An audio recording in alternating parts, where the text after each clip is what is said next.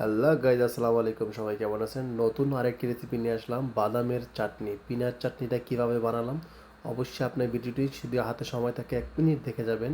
আশা করি এগুলো আপনার অনেক উপকারে আসবে।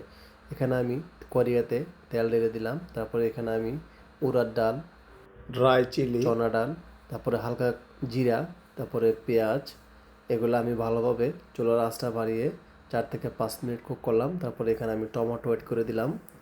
টমেটোটা অ্যাড করার পর আমি সল্টটা দিয়ে দিলাম যাতে তাড়াতাড়ি করে আমার এটা রেডি হয়ে যায়। তারপর এটা আমি 4 থেকে 5 মিনিট হবে কুক করার পরে বাদামটা আগে থেকে ভেজে রেখেছিলাম, বাদামটা অ্যাড করে দিয়ে নেড়ে চেড়ে আমি হালকা ধনিয়া পাতা দিয়ে দিলাম। চাইলে আপনি কোকোনাটও দিতে পারেন, তবে কোকোনাটের অনেক রেসিপি আছে চাটনির, এগুলো ইনশাল্লাহ এক এক করে আমি নিয়ে আসবো। অবশ্যই আমাকে ফলো দিয়ে রাখবেন। বাস, এটা আমার রেডি হয়ে গেছে। তারপর এটাকে আমি সুন্দরভাবে উঠিয়ে একটা ঝাড়ে নিয়ে নিলাম ব্লেন্ডারের। তারপরে এখানে আমি পানি অ্যাড করলাম পরিমাণ মতন। পানি অ্যাড করার পর এটাকে আমি ব্লেন্ডার করে নিলাম ভালোভাবে। তারপরে এটা আমার হয়ে গেছে।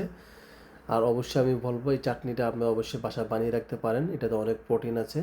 তারপরে হচ্ছে এটা আপনি ইডলি, দোসা, চিতি পিঠা যে কোনো কিছুর সাথে খেতে পারেন। ভিডিও ভালো থাকলে লাইক কমেন্ট শেয়ার করবেন। Bye bye.